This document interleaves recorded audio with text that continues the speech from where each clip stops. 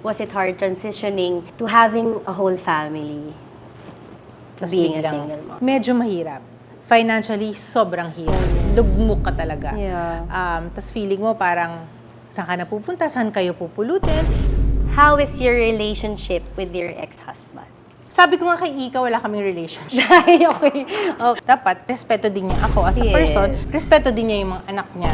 Napatunayan ko sa sarili ko na kaya ko pala on my own. Tsaka kaya ko kahit maraming hindi naniniwala sa akin. Sa industriya natin, marami. Di lang ako nagsasalita, pero marami. I love my mother. Nung bata ka ba, nakita mo yung sarili mo na, ay, gusto kong mag-artista? Or it's something that just happened? Ako wala akong naiisip na gano'n. Ang naisip ko lang, gusto ko maging homemaker. Sa Bagets ako actually nakilala. And then from there, yun na, nagtuloy-tuloy na siya. Whether hindi kayo okay ng tatay nyo or okay kayo, which hindi sila okay talaga, pero yung respeto nyo, ibibigay nyo sa Will always be kanya. there. How do you maintain the relationship that you have with your children? Kahit anong mangyari, alagaan nila ako, yung hindi ka tulad ng ibang tao, awayin ka, or ibabash ka, or yung gano'n. Pero pag anak mo, tatanggapin ka, di ba?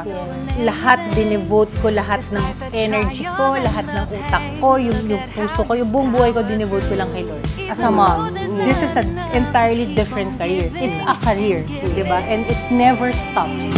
You owe so much to you, and so I celebrate you. Your mind and beauty, celebrate you. Your life and story, celebrate you. You'll always be the queen of my heart. I celebrate you. Your wisdom guides me, celebrate you. Your courage drives me, celebrate you. Your strength inspires me. It's Mother's Day here, celebrate you. Your mind.